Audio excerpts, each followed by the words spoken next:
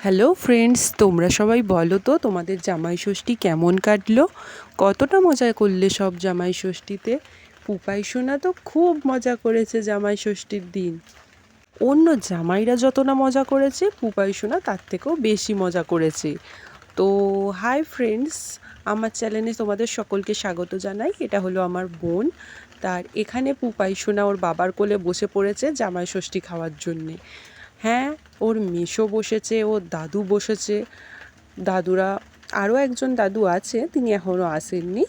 তো যাই হোক, ওর বাবার সাথে বায়না করে বসে পড়েছে, আর বলতে বলতে তার সেই দাদুও চলে এসেছে। তো সবার সাথে বসে ওর জামাই ষষ্ঠীতে খাবে বলে বায়না করছিল, তাই ওকেও একটা আলাদা প্লেটে আমার মা ভালো করে সাজিয়ে গুছিয়ে দিয়েছিল। তোর বাবাকে যখন আমার মা আশীর্বাদ করছিল প্রদীপের আলো দিয়ে, তখন ও বলে যে দিদা আমাকেও করতে হবে। তো ওকেও হাত দিয়ে আশীর্বাদ করে দিল আমার মা। আর এখানে পুপাই সোনার মেসোকে আশীর্বাদ করছে, আর ওর মাসি পাশে বসে আছে।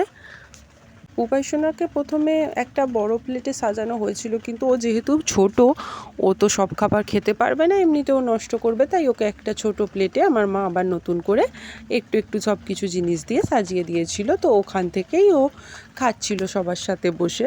ও তো ছোট, একটুকুনটি বেশ সবাই খেলে ওকেও একটুকুনটি সাজিয়ে গুছিয়ে দিলে ও খুব আনন্দ পেয়েছে আর আনন্দ করে খাচ্ছে।